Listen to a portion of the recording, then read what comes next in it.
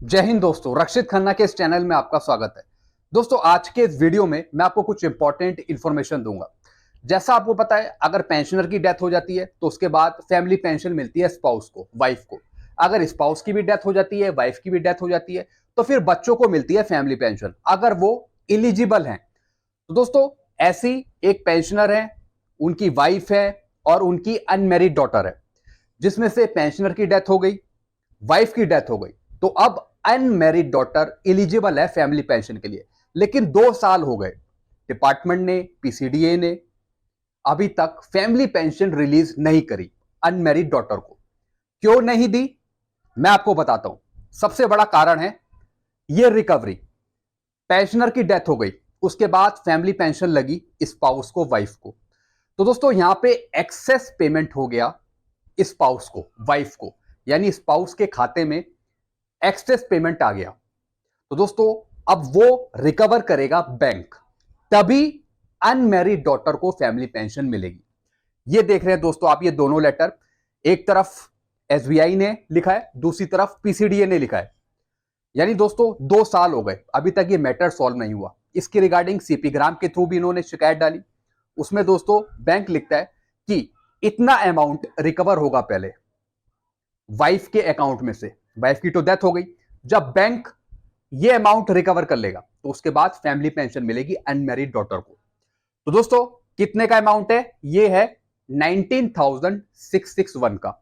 तो दोस्तों, चाहे कोई सा भी पेंशनर हो, चाहे कोई सा भी डिपार्टमेंट का, अगर कुछ एक्सेस पेमेंट चला गया है, चाहे पेंशनर के खाते में या फिर वाइफ के खाते में, तो बैंक या फिर सीपीपीसी या फिर स्पर्श जरूर रिकवर करता है, तभी बच्चों को वो फैमिली पेंशन देता है। तो दोस्तों, यहां पे एसबीआई ने लिख दिया कि वो डॉटर को देगा फैमिली पेंशन, लेकिन पहले वो रिकवर करेगा जो कुछ बकाया है, जो एक्सेस चला गया था वाइफ के अकाउंट में।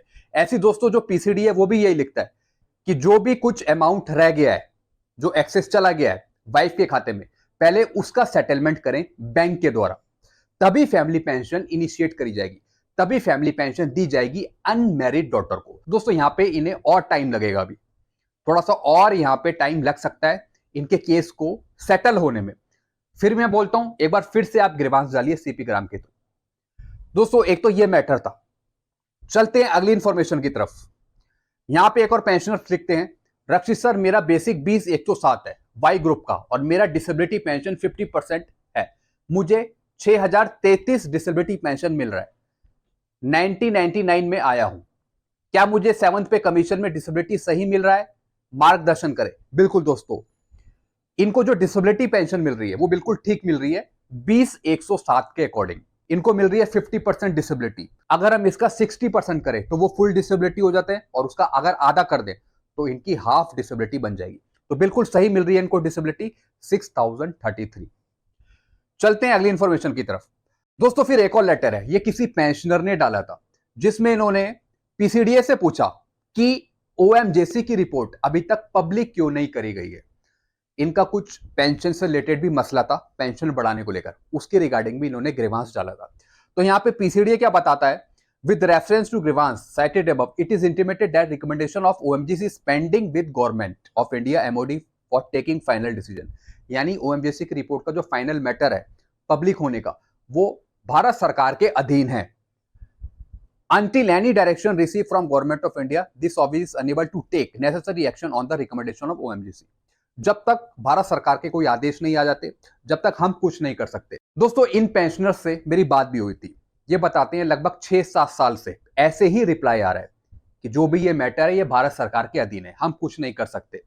दोस्तों, ओएमजेसी की रिपोर्ट के बारे में भी इन पेंशनर ने लिखा था कि आईईएसएल के द्वारा ओएमजेसी की रिपोर्ट पब्लिक कर दी गई थी, फिर भी आप ऐसा जवाब दे रहे हैं। सबसे बड़ी दिक्कत की बात है दोस्तों, सब कुछ पब्लिक हो चुकी है। कहां पर मैटर फंसा हुआ है? वो फंसा हुआ है भारत सरकार के पास।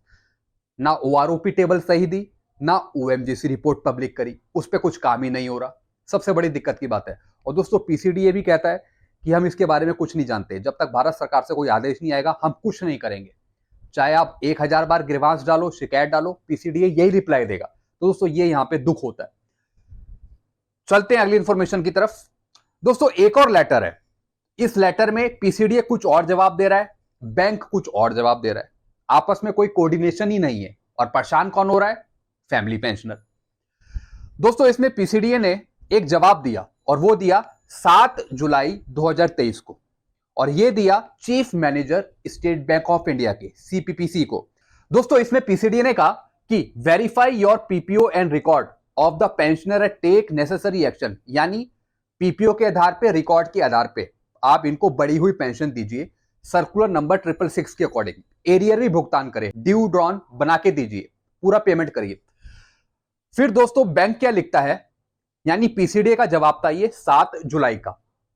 एसबीआई क्या लिखता है, यानी बैंक क्या लिखता है 24 तारीख को, 24 जुलाई को, ये लिखता है with reference to above we advise that we have not received PPO in respect of ये, यानी हमारे पास पीपीओ ही उपलब्ध नहीं है पेंशन रिवाइज करने के लिए। फिर क्या लिखा है, we have already sent a letter to PCD Allahabad vide और लेटर नंबर इतना and again a letter to PCD vide this and soon as we will receive the PPO will do the needful, यानी जब हमारे पास PPO आएगा तब हम 666 के according pension revise करेंगे, तब हम आपको एरियर देंगे। दोस्तों मामला अभी यहीं पे फंसा हुआ है। बैंक बोलता है हमारे पास पीपीओ नहीं है, हम कुछ नहीं करेंगे जब तक पीपीओ नहीं आएगा। फिर दोस्तों पीसीडीए बोलता है कि आप पीपीओ रिकॉर्ड के आधार पर आप पेंशन रिवाइज कर दो 666 के अकॉर्डिंग। तो दोस्तों आप देख रहे हैं किस तरीके से परेशान करा जा रहा है यहाँ पे एक फैमिली पेंशनर को। आपस में कोई कोऑर्डिनेशन ही नहीं है सीपीपीस बैंक का या फिर पीसीडीए का।